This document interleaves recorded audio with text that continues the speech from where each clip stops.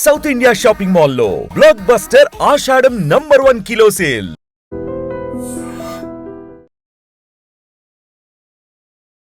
నమస్కారం, welcome to I dream. ధర్మ మార్గం విత్ విజిత కార్యక్రమానికి స్వాగతం.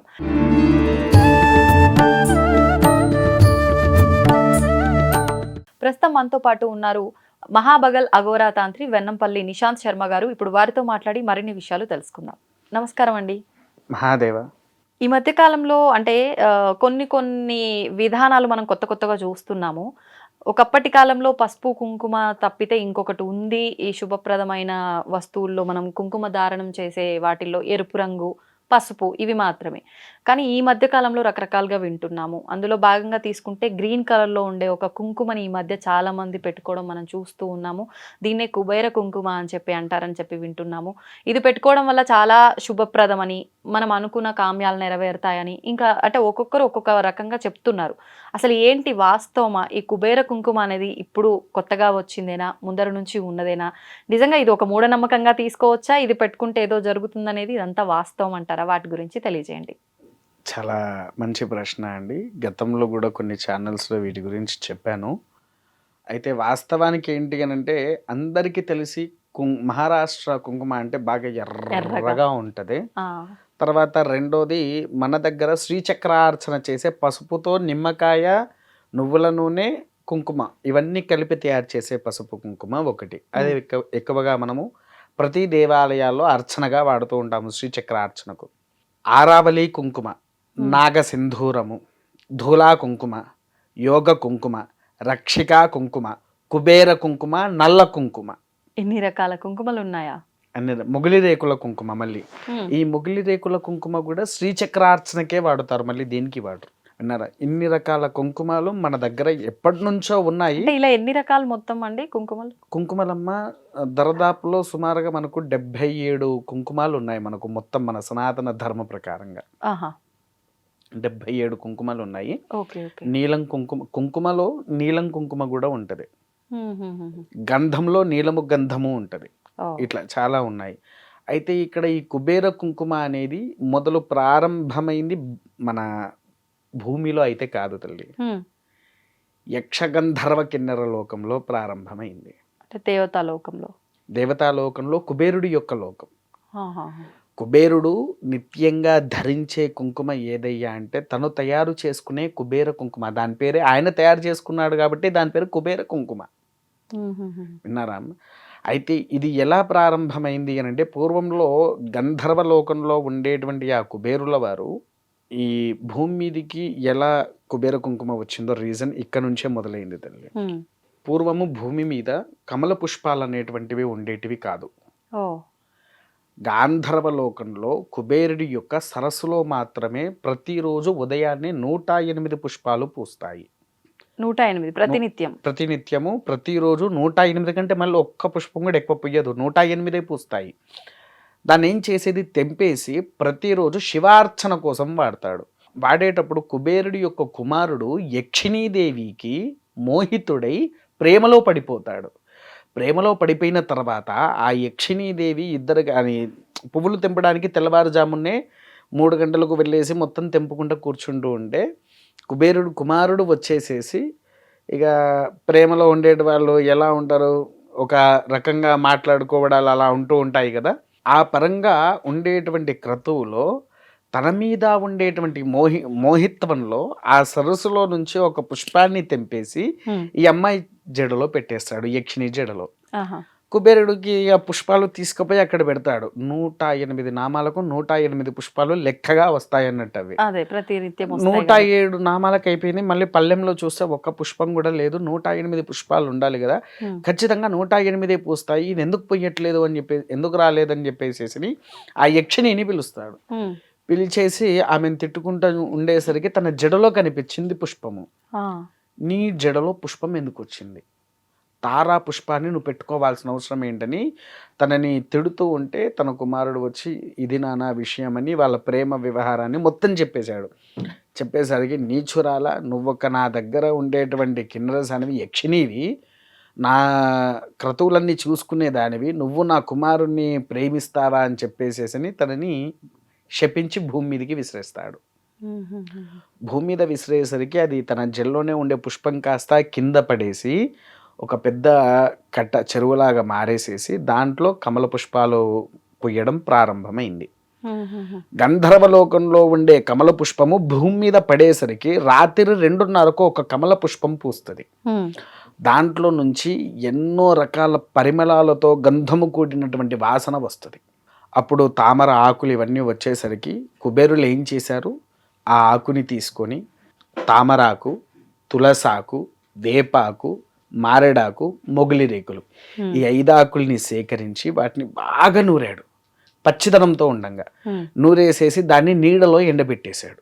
నీడలో ఎండబెట్టేసిన తర్వాత ఆ బొట్టు ఒక పరిమళ గంధముతో వస్తుంది ఇంకా వాసన. ఎందుకనంటే మొగిలి రేకులు అంటేనే ఒక అపూర్వ వాసన. అది దాన్ని ఆ స్మెల్ వస్తూ ఉంటేనే మన మనసు తెలవక ఒక మైమరిచిపోతూ ఉంటారు. అలా అప్పుడు గంధర్వలోకంలో తానంతట తాను తయారు చేసుకొని ప్రారంభం చేసుకున్నాడు. అప్పుడు తర్వాత మనకు మహాభారత యుద్ధము ఎవరికి, పాండవులకు కౌరవులకు జరిగింది కదా తల్లి. అప్పుడు కౌరవులు కొంతమంది యక్షిణీలను భూమి మీదికి రప్పించారు. భూమి మీదికి రప్పించినప్పుడు వీళ్ళకి ఏం చేయాలో అర్థం కాక తంత్రరూపిణి అయిన శ్యామలాదేవికి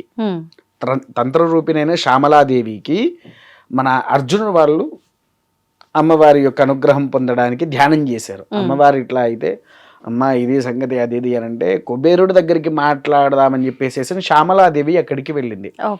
వాడి దగ్గర పెట్టుకున్నటువంటి ఆ కుంకుమ పరిమళము అమ్మవారి యొక్క మనసుని లాగేస్తూ ఉంది, ఏం మాట్లాడలేకుండా పోతుంది.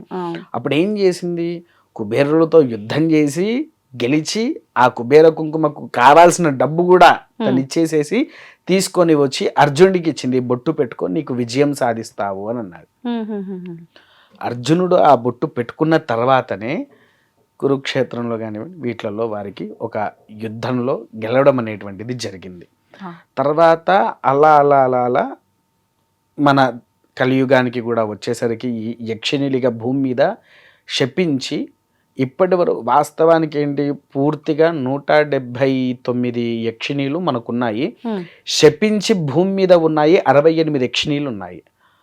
68 యక్షిణులు ఇప్పుడు ఆయన శపిస్తే వచ్చిన యక్షిని ఒక్కరేగా, మిగతా ఈ 68 ఉన్నాయమ్మా. ఒక్కొక్కరు అంటే ఇప్పుడు పాండవులప్పుడు యుద్ధంలో కొంతమంది వచ్చారు, శాపంలో ఇక్కడ కొంతమంది ఉండిపోయారు. అందుకోసమే యక్షిణీ సాధన మనకు తొందరగా వరిస్తుంది అని చెప్పేసి చాలా మంది అంటూ ఉంటారు కదా. ఆ యక్షిణులు శపించి భూమి మీదకి వచ్చిన వాళ్ళే. మళ్ళీ వాళ్ళకు శాపపూర్వకమైనప్పుడే మళ్ళీ వాళ్ళు గాంధర్వ లోకానికి వెళ్తారు. పైగా ఇంకొంతమందికి ఎలా ఉంటుందంటే వెంకటేశ్వర స్వామి వారికి ధనము అప్పుగా ఉన్నారు కదా వెంకటేశ్వర స్వామి వారి కుబేరులకి, అవి కూడా ఒక్కొక్కసారి కుబేరుల వారు బిజీగా ఉన్నప్పుడు అంటే బాగా పనులలో ఉన్నప్పుడు ఇదే యక్షిణీలు తీసుకుపోయి ద్వారం దగ్గర పెట్టేసి మళ్ళీ భూమి మీదకి వచ్చేయాలి. అలాంటి శపత్వంలో ఇంకొంతమంది ఉన్నారు. అయితే ఈ బొట్టు ఎప్పుడైతే మనము ధరిస్తున్నామో తల్లి, లక్ష్మి, కుబేరుడు, శ్యామలాదేవి అనుగ్రహాన్ని పొందుతాము. కుబేరుల వారి దగ్గర నుంచి లక్ష్మి, లక్ష్మి దగ్గర నుంచి యక్షిణీలు, యక్షిణీల నుంచి శ్యామల నుంచి భూమి మీదకి అర్జునుడి సహితంగా పెట్టుకున్న బొట్టే కుబేర కుంకుమ. అంటే ఒక రకంగా అన్ని రకాల ఇబ్బందుల నుంచి కూడా బయటపడే అవకాశము మీకు. దీంట్లో ఇంకొక చిన్న విషయం చెప్తా తల్లి. అప్పు బాధలు, అప్పులలో చాలా ఇబ్బందులో ఉండడం, ఫైనాన్స్ స్టేజ్లో అస్సలకే బాలేని వారు కంటిన్యూగా 41 రోజులు పెట్టుకోండి. కంటిన్యూగా 41 రోజులు పెట్టుకుంటే మనకు మొదటి వారం రోజుల్లోనే మనకు తెలవకుండా మన శరీరంలో జరిగే మార్పులు మొదలు తెలుస్తాయి. అంటే కొంతమందికి ఎలా ఉంటే బరువుగా అనిపిస్తుంది శరీరం. ఆ బొట్టు పెట్టుకుంటే మనలో నుంచి ఆ బరువునెస్ అంటే ఒక నెగిటివ్ ఎనర్జీ వెళ్ళిపోయిన పాజిటివ్ వైబ్రేషన్స్ అన్నీ వస్తూ ఉంటాయి. మేమంటే ఇంకా మా ఆలయంలో మాది రాజశ్యామలాదేవి ఆలయమే కాబట్టి ప్రతి మాఘమాసంలో ఆషాఢ మాసంలో మన జరిగిన వారాహి నవరాత్రులకు, మాఘమాసంలో వచ్చే శ్యామలా నవరాత్రులకు 1,00,000 కుబేర కుంకుమార్చన అని మొత్తం అమ్మవారికి అభిషేకం చేస్తూ ఉంటాము. అంటే నామాలు చెప్పుకుంటా అమ్మవారి మీదనే ఆ పొడి వేస్తూ కుబేర కుంకుమ. ఆ కుంకుమతో అర్చన అయిన వాళ్లకు ఎవరికైనా కావాలి అనుకుంటే మేమే వాళ్ళకు పంపించేది. ఇలా మీరు ఎవరైనా పరిచయమైనా నేను ఒక ప్యాకెట్గా అలా ఇచ్చుకుంటూ వెళ్తూ ఉంటాను. ఇదే అమ్మ అది కుబేర కుంకుమ అంటే. ఇంకా ఇది ఎలా అంటే నా సొంతంగా మేమే అమ్మవారికి తయారు చేసి ఇస్తూ ఉంటాం అన్నట్టు అందరికీ. ఇంకా దీంట్లో ఎటువంటి కెమికల్ అనేది కూడా మనకు దొరకదు. మీరు వాసన చూసే ఉంటారు, మొగలి రేకుల వాసన వస్తుందా రావట్లేదా మీకు? స్మెల్ అయితే బాగుంది. అంటే మొగల్ రేకులు అంటే ఆ స్మెల్ ఎట్లుంటుందో తెలియదు కానీ మామూలుగా అయితే స్మెల్ చాలా బాగుంది. కవర్ లోంచే స్మెల్ వస్తుంది. అవును కదా. అంత ఇంకా ఇది ఒకసారి మీరు వాడి చూడండి, ఎందుకంటే ఒక 1 వీక్ పెట్టుకోండి, మీ ఎనర్జీ మీకే తెలుస్తుంది. ఓకే, ఒక్కటి అడుగుతా, అంటే మీరు తప్పుగా అనుకోవద్దు. ఇప్పుడు మీరు ఇంత వివరణ ఇచ్చిండ్రు కదా, ఏదైనా ఇప్పుడు రకరకాల వ్యక్తులు రకరకాలుగా చెప్తున్నారు కాబట్టి వినే వాళ్ళకి ఏమైపోయిందంటే ప్రతి ఒక్కరు ఏదో ఒకటి చెప్పే వాళ్ళే ఇవన్నీ మూఢనమ్మకాలను కొట్టి పారేసే స్థితిలో మనం ఉన్నాం. ఇప్పుడు మీరు చెప్పిన ఈ విధానం అంతా కూడా కుబేర కుంకుమకు సంబంధించి ఎక్కడ ఉంది? మన శాస్త్రాల్లో కానీ పురాణాల్లో కానీ? అమ్మ, మనకు శాస్త్రాల్లో పురాణాల్లోనే మనకు మహాభారత యుద్ధం జరిగిన విషయం అందరికీ తెలుసు. అవును. యక్షిణీలు వచ్చి సహాయం చేసినట్టు కూడా అందరికీ తెలుసు. శ్యామలాదేవి యొక్క అనుగ్రహాన్ని పొందడానికి అర్జునుడు తపస్సు చేసిన విషయము తెలుసు. విన్నారా? కాకపోతే ఏంటి అని అంటమ్మా, కొన్ని మనకేంటి రహస్య గ్రంథాలు ఉన్నాయి తంత్ర విషయంలోనే, అది కూడా అన్నిట్లలో లేవు. తంత్రపరంగా ఈ కుబేర కుంకుమను ఎక్కువగా చూసింది మాత్రం తంత్రపరంగానే. ఇప్పుడు ఒకవేళ ఈ కుంకుమ లేకపోతే బయట గ్రీన్ కలర్ బొట్టు అనేది ఎందుకు వచ్చింది తల్లి? చాలా మంది ఇంకా దీనికి వేరే డూప్లికేట్ కూడా తయారు చేసి కుబేర కుంకుమ అని పెట్టుకున్నారు. ఎందుకనంటే నాలాంటి తాంత్రిక విద్యలు నేర్చుకున్న వాళ్ళు కుబేర కుంకుమ అనే దాన్ని బయటికి కూడా తీసుకొని వచ్చారు. వాస్తవానికైతే కొన్ని వందల సంవత్సరాల నుంచి కొన్ని అపూర్వ అమ్మవారి ఆలయాలలో కుబేర కుంకుమతో ఇప్పటికీ శ్రీచక్ర అర్చన జరుగుద్ది తల్లి. కొన్ని వందల సంవత్సరాల నుంచి. కాకపోతే అది రహస్యంగా ఉండేది. కాకపోతే ఇది ఏంటి అని అంటే కుబేరుడి యొక్క పూర్తి అనుగ్రహం పొందే బొట్టే ఈ యొక్క కుబేర కుంకుమ అమ్మ. మరి ఇప్పుడు అంటే రహస్యంగా ఉండేది తంత్రము అని అంటే దాన్ని ఎందుకు మరి బయటికి తీసుకురావటము? దాని వల్ల ఏమన్నా ప్రమాదం ఉందేమో కాబట్టి రహస్యంగా ఉంచారు? లేదమ్మా, ప్రమాదంగా ఎందుకనంటే ఒక మనిషికి కొన్ని ఆలోచనలు ఉంటాయి, తొందరగా ఏంటి నేను డెవలప్ కావాలి అని. కాకపోతే తొందర డెవలప్మెంట్ అని నేను చెప్పట్లేదు. ఏమని చెప్తున్నానంటే మనలో ఉండేటువంటి దుష్టశక్తి సంహారణ అయ్యి పాజిటివ్ వైబ్రేషన్ అనేది బ్రెయిన్కి ఇచ్చి లక్ష్మీదేవిని ఇంటికి పిలుస్తుంది. అంటే ఇప్పుడు ఫైనాన్స్ స్టేటస్ మొత్తానికి బాగాలేని వాళ్ళు ఉన్నారు, కొంతమంది ఈఎంఐలు కట్టలేకుండా ఉంటూ ఉన్నారు. ఈ బొట్టు ధరించే వాళ్ళు ఈఎంఐలు కట్టేసుకుంటారు, ఇంటి బిల్లులు, కరెంటు బిల్లులు ప్రతి ఒక్కటి కట్టుకొని ఇంట్లో హ్యాపీగా లైఫ్ గెయిన్ అవుతూ ఉంటుంది వాళ్ళకు. అట్లా అంత మంచి ప్రభావం వాళ్ళకు ఉంటుంది. నేను చెప్పేది అబద్ధమైతే మీరే 41 రోజులు వాడండి. 41 రోజులు మీరు వాడిన తర్వాత దాని పవర్ ఏంటో మీకు తెలుస్తుంది. తర్వాత వాడితే వాడండి, లేకపోతే లేదు. ఇది క్లియర్. అంటే ఎవరి ఇష్టం వాళ్ళది. ఖచ్చితంగా కొన్ని రోజులు ఏదైనా మనం కొత్తగా వాడుతున్నామంటే దాని ఎఫెక్ట్ ఏంటి అనేది అర్థమవుతుంది. ఇంకా ట్రాష్ అంటారా, దీనికి ఇంకో విషయం మాట్లాడతాను. నరం లేని నాలికే ప్రతి ఒక్క మనిషికి ఉంటది. 100 మాట్లాడిస్తుంది. మన చేతికి ఉండే 5,000 మనకు సరిగ్గా లేవు. ఉన్నాయా? లేవు. అవి నరం లేని నాలుకలు అలానే మాట్లాడుకుంటాయి. ఎందుకంటే కొంతమంది నాస్తికులు ఉంటారు, కొంతమంది భగవంతుని యొక్క ప్రీతికరులు ఉంటారు. నమ్మిన వారికి నమ్మినట్టు, అంటే చూసే కళ్ళను పట్టే విధానం ఉంటుంది తల్లి. వాస్తవం అండి మీరు చెప్పింది మాత్రం. ఇంకా ఎవరు ఏం చేయాలనేది వాళ్ళకి వాళ్ళు నిర్ణయించుకోవాలి. ధన్యవాదాలండి. మహాదేవ. తవ్వుతున్న శివలింగం సరే, దాన్ని అట్లా కప్పేసేయండి, చూపించదండి. Krishna is there. మూర్తి పూజ కాదు, సాక్షాత్ బ్రజేంద్ర నందన భగవాన్ ఉన్నారు మూర్తిలో. ఏమీ ఆశించకుండా ఆరాధించే వాళ్ళు కూడా ఉన్నారా ప్రభుజీ? నిజమైన భక్తి అంటే మనకు తెలియదు కాబట్టి